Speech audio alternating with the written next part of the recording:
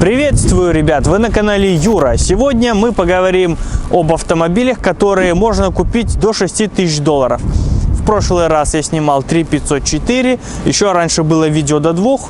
Люди пишут, давай сними до 6. Вот мы снимаем до $6000. Я составил свой топ-10 такой. Все автомобили сюда не вошли, вам опять же будет что дополнить. Здесь я уже взял года производства автомобилей с 2004 года и младше, соответственно. Да, потому что можно удариться в романтику, искать BMW 34, там досмотренную какую-нибудь 92 года. Но я выбирал автомобили на повседнев большему количеству людей. Обычным автомобилистам, никоим образом не фанатам. На многие автомобили, которые я сейчас буду упоминать, уже я ранее снял обзоры. Ссылку на обзоры я оставлю в описании. Переходите, смотрите. Я здесь не буду уже распинаться на двигатели. Именно по автомобилям, какие можно покупать. Ну, первое, как обычно, ВАГ. Начинаем с ВАГа. С Audi, опять же, напряженка, как и до 4, потому что я сказал, что автомобили будут только с 2004 года. Если посмотреть ранее, Audi уже можно находить там 2001 года А4, Б5, Б6 можно находить вот этих вот годов 2002, там 3. А6, С5, вот есть автомобили за эти деньги. Но если говорить о 2004 году и моложе, как я уже сказал, с Audi напряженка. Есть одна Audi A3 8P, там 5350, по-моему, 2-литровый дизель. 2004 года серебристая трехдверная машина. А4 Б7 усосанная стоит за 5500 на российском учете, 1.9 дизель, там пробег космический. Ну и по машине видно, что машина для проекта, для жесткого проекта на ютубе. Есть две А6 С6, 2.4 бензин, но машины тоже потребуют к себе внимания, да. Понт А6 С6, но вложений там еще на 6. А то и 2 раза по 6. Вот. А4 Б6, две машины есть в продаже. Но, собственно, и все. Больше и нечего там рассматривать из Audi именно. Если пройти по Volkswagen, 2004 год, это 4-й Golf можно найти 4 года. Бору, Jetton, вот, это одно и то же, только разные кузова. За $6000, да, идеальные. Не то, что идеально, максимально классный, хороший Golf 4 вы можете найти. Но, опять же, 4-й Golf за такие деньги, ну, честно говоря, ребят, обидно и не хочется. Потому что я не хочу унижать 4-й Golf. Классная машина, безусловно. Я снимал полноприводный, очень интересный Golf был. Но недавно выйдет короткое видео, опять же, на канале. Чуть позже я смотрел Golf, там в порогах уже дыры. Когда пару лет назад еще вот 6-е Passat, которые сильно эксплуатировались, были ржавые, а 4-е Гольфы еще держались, туда можно было брать 4-й Golf. А сейчас, когда и у них уже дыры, и их нужно все переваривать, покупаете Golf в пороге, все вот это нужно варивать. А идеальный Golf стоит 6, ну не хочется 6 просто за 4-й Golf отдавать. Хотя машина неплохая, ничего не говорю плохого про нее. 4-й Golf Jetta Touran был 2004 года, 2-литровый дизель, там за 5700, по-моему. Б6, 2-литровый дизельный двигатель, БМП. 2007 год, на 6-ступенчатой DSG мокрый DQ 255 950 машина. Ну, там жуки у него есть на кузове, так вроде все обслужено, как обычно пишут. Пару жучков, но машина нужна. Но, тем не менее, в 6000 укладываетесь. 5-й Golf, Jetta 5, вот есть автомобили за эти деньги, то есть уже можно выбирать. Б5 Passat также есть за эти деньги этих годов, но они уже в 4-5 году покидали конвейер, уже выходил 6-й, то есть 5-й, 6-й можно вот искать, но лучше найти 5-й, потому что 6-й за такие деньги будет замучен. 6-й все равно 8 стоит.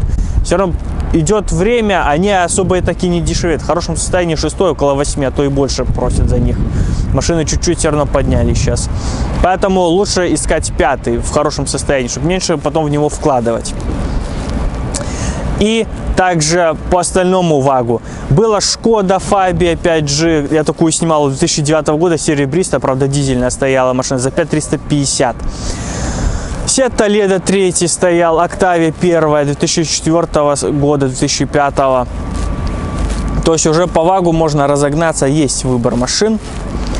На втором месте Peugeot. Peugeot 407 я снимал, машина мне понравилась. И среди Peugeot 407 32 машины в продаже, то есть из чего выбирать. 308 Peugeot был 2008 года, 1.6 на автомате, черная машина, такая симпатичная. Ну, нужно, конечно, смотреть вживую, что там предлагает. 5750, по-моему, она стояла. Но 308-х не так много, в основном 307-е пыжики, там уже можно повыбирать среди них.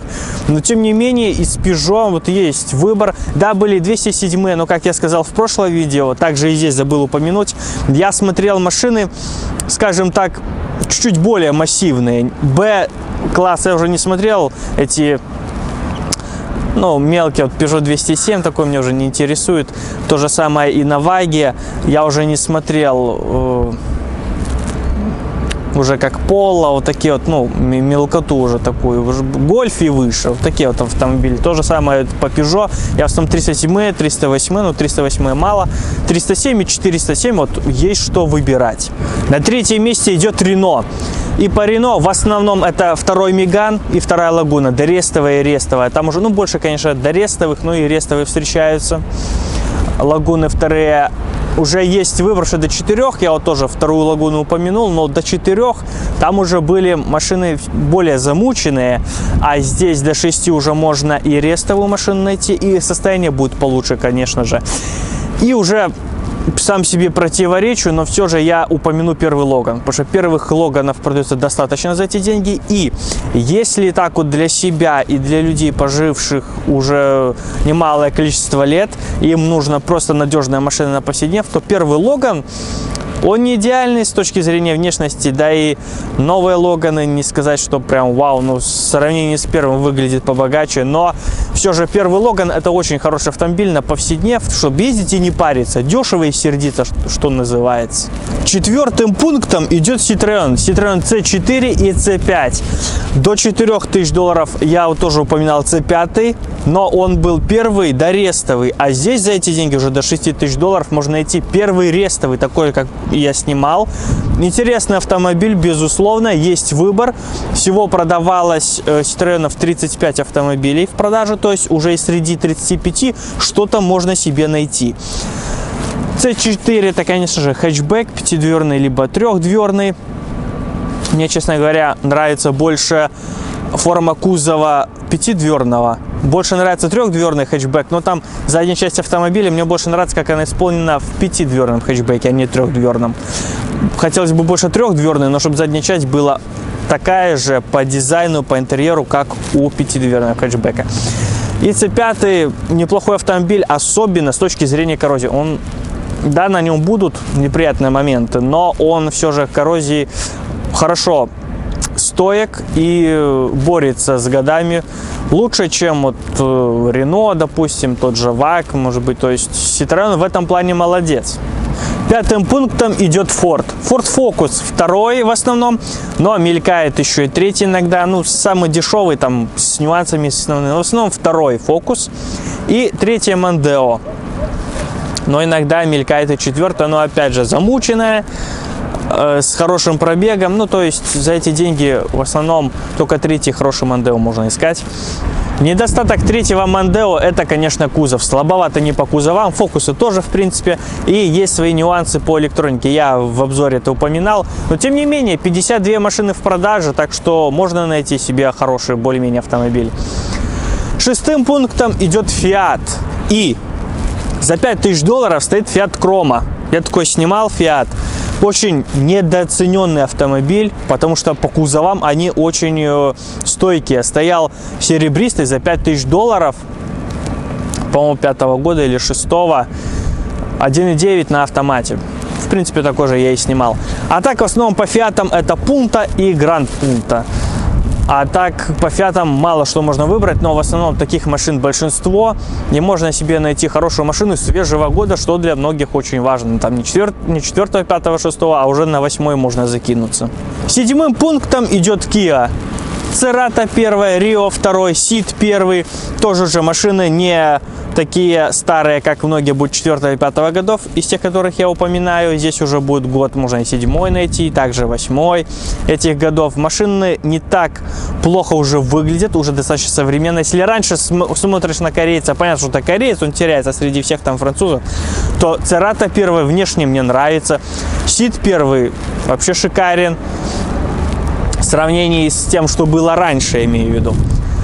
Эти автомобили уже приятно выглядят, на них уже хочется смотреть, не хочется отвернуться, уже презентабельный внешний вид, что и нужно, в общем-то.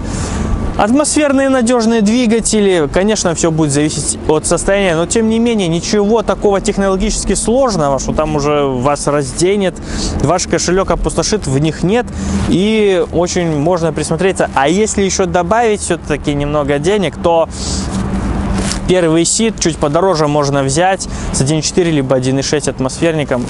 Хорошая машина, ничего плохого не скажу. 8 пунктом идет Honda Accord 7 и Civic 8. Внешне машины еще смотрятся достаточно актуально, я бы сказал, потому что не так они устарели, и дизайн их достаточно современен был на тот момент, когда они выходили. Поэтому все достаточно неплохо в плане внешности. Не скажешь, что это уже старый хлам. В широком смысле слова да, но в наших реалиях это еще достаточно не старые, а новые машины. Да. Вот. Насчет двигателей я упоминал все на обзорах, не буду здесь углубляться. По философии автомобиля это японцы, нужно крутить в осечку, чтобы бодро, весело на них ездить. Я больше люблю момент снизу, это уже каждого свои предпочтения. Но автомобили очень хорошие, надежные, но, конечно же, на кузов нужно обратить внимание, потому что Accord еще неплох был сам по себе, но на Civic уже были неприятные нюансы, я на видео это показывал. И да, действительно, встречая их по городу, Civic 8 похуже. Аккорды как-то мне не попадались такие, может, Цивиков больше просто, но Аккорды как-то даже по кузову лучше держатся, чем Civic. Потому что у того Civic, что я снимал, даже кромка лобаша пошла достаточно серьезно. Сейчас там уже дыры были бы. На 9 месте Mazda. Очень много Mazda троек, ну и первых шестерок. В основном эти машины стоят в продаже. Есть что выбирать по количеству, есть к чему присмотреться. Но первые шестерки все же по кузовам не очень-то и крепкие. Как и 626 в принципе. Поэтому третий Mondeo и 6-я Mazda первая я бы назвал из всего этого списка, из всех этих 10 пунктов, самыми коррозионно-неустойчивыми автомобилями. И вот это, я считаю, самые слабые машины среди всех мной перечисленных с точки зрения по кузову. Ну и 10-й пункт, финальный Toyota. Toyota Auris и Corolla 9. Эти автомобили в основном представлены, да, есть и Ярисы, но в основном мне больше привлекает Auris и Corolla, потому что машины по габаритам меня устраивающие. Мне не нравятся уже симпопуличные машины. Мне уже нравится больше, ну, хоть бы CD-класс. Вот именно эти автомобили мне больше всего симпатичны. Поэтому Auris и Corolla. 10 пунктов я назвал, вот в принципе и все. Но в эти 10 пунктов очень много автомобилей еще не вошло. Пишите свое мнение в комментах, чтобы вы купили. И в этом видео также будет бонус. Я назову еще парочку машин, которые я хотел бы еще включить. Ну, конечно, я не упомянул Opel. Это стандартная тема наших реалий. Конечно, вот VAG, Opel, все эти вот машины и покупают в основном люди. Конечно, Opel Astra H, который я опять же снимал, и Vectra C, которую тоже я снимал. И Vectra C была такая интересная машина. Также Mitsubishi. Mitsubishi мне тоже симпатичны, и я также смотрел Mitsubishi. Но с 2004 года и моложе с 5 до 6 тысяч долларов всего продавалось только 5 Lancer. Всего 5. 3 девятых и 2 десятых. Ну и 10 уже, конечно, подуставшие, мягко скажем. В основном, ну, 9 можно искать, да, там за 4 с лишним долларов. 9 Lancer, черный седан, похожий, который я снимал. 10 я тоже снимал. Они есть на канале. И вот похожий 9, как я снимал, продавался. Только комплектация чуть побогаче у него. И так машина вроде бы посвежее, посимпатичнее. Но за такие деньги все-таки... Ну, 9 это, конечно, компромиссный вариант, неплохой автомобиль. Есть, я в обзоре упоминал, есть некоторые моменты, которые стоят дорого на этот автомобиль, и нужно это учитывать при покупке. Но все же 10 это совершенно другая машина. Если вот многие автомобили преобразовываются, там что-то меняется, но что-то такое свое остается, то в 10-м уже 9-м почти ничего не осталось. И самое главное, то, что 10-й Lancer, ну это мое личное мнение, я никого не разубеждаю, 10-й Lancer очень хорош по кузову в сравнении с 9-м. 10-й тоже в жуках есть некоторые, но в целом они не такие слабенькие по кузову, как 9-й. Поэтому, если у вас есть там $6000 или около этого, я бы как поступил, я бы копил дальше. Штуку и чуть больше штуки надо еще насобирать и купить уже 10-й. Не 9-й, а 10-й. Но мне больше нравится 10-й. Мне он внешне очень зашел. Это очень такая машина, которая мне лично, ну, я считаю, как компромиссный вариант. Потому что люди за такие деньги очень часто ищут автомобиль. Многие боятся турбин. Хотя сейчас современные автомобили все уже турбовые и все на роботах почти. Поэтому все равно от этого не избавиться. Но многие все равно любят атмосферник, не любят дизель, потому что Форд, НВД, все боятся дизеля. Именно поэтому я не знаю, почему заливать нормальное топливо мне ни одна машина не парила мозги дизельная.